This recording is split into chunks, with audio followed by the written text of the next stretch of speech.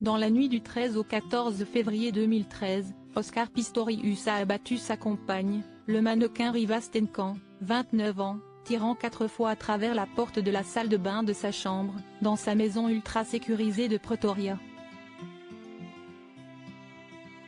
L'ancien athlète sud-africain vient d'obtenir une libération conditionnelle 10 ans après l'affaire.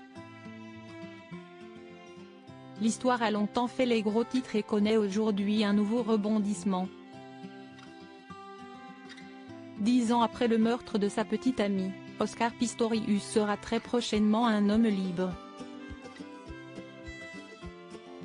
L'ex-champion paralympique sud-africain de 37 ans sortira de prison début janvier, ayant obtenu ce vendredi 24 novembre 2023 une libération conditionnelle 10 ans après le meurtre de sa petite amie Riva Steenkamp, dans une affaire qui a captivé la planète.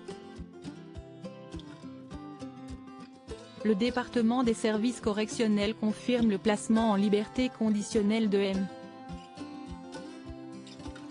Oscar Leonard Karl Pistorius, à compter du 5 janvier 2024, a annoncé l'administration pénitentiaire dans un communiqué. L'ancien athlète sera libre mais soumis à une surveillance et obligé de rester dans un certain périmètre d'une banlieue de la capitale Pretoria, a ajouté l'administration. Pendant son placement en conditionnel, qui durera jusqu'au 5 décembre 2029, Oscar Pistorius devra suivre un programme de réinsertion incluant une thérapie pour ses colères, ainsi que sur les violences faites aux femmes, a précisé à la presse le porte-parole de la famille de la victime, Rob Matthews. Il devra également participer à des travaux d'intérêt général. Une commission ad hoc, composée de membres des services pénitentiaires et de simples civils, s'était rassemblée dans la matinée dans la prison proche de Pretoria où Pistorius, 37 ans, est encore détenu.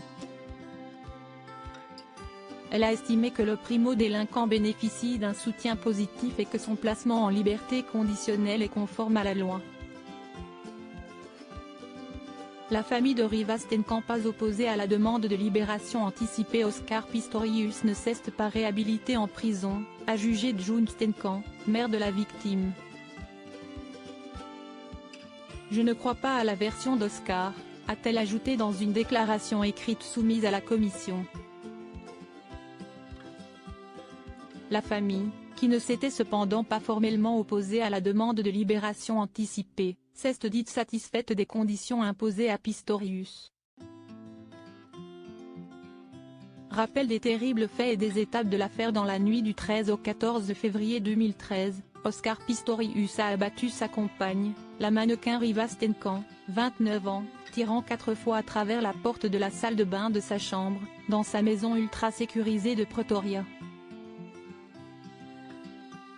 Riche, célèbre, le sextuple champion paralympique est à l'époque auréolé de gloire. Il était entré dans la légende sportive un an plus tôt en s'alignant avec les valides aux 400 mètres des Jeux Olympiques de Londres, une première pour un double amputé des jambes.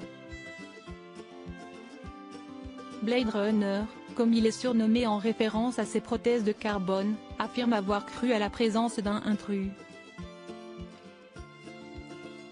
Il écope de 5 ans de prison pour homicide involontaire à l'issue de son premier procès en 2014. Le parquet estime la justice trop clémente et réclame une requalification en meurtre. En 2017, la Cour suprême d'appel condamne finalement Pistorius à plus de 13 ans de réclusion. Lâché par ses sponsors, ruiné, l'idolé déchu vend sa maison pour payer ses avocats. Dans le cadre de sa demande de liberté conditionnelle, Oscar Pistorius a rencontré l'an dernier les parents de Riva Steenkamp.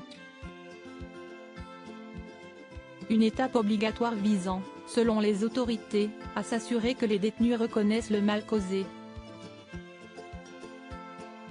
En mars, une première demande avait été rejetée. Les services pénitentiaires avaient estimé à la surprise générale que Pistorius, condamné à 13 ans et 5 mois de prison en appel, n'avait pas purgé la période de détention minimale requise. En Afrique du Sud, les prisonniers peuvent bénéficier d'une libération anticipée après la moitié de leur peine écoulée. Pistorius ayant été condamné en première instance, puis plusieurs fois en appel, il avait été calculé que, selon un décompte commençant à la date de sa dernière condamnation, il n'avait pas purgé le temps minimum. Mais la Cour constitutionnelle a contredit ce calcul, estimant le mois dernier que le décompte devait commencer à la date de son premier placement en détention. Toute la procédure a été très éprouvante sur un plan émotionnel, a souligné auprès de l'AFP l'avocate de la famille, Tania Koun.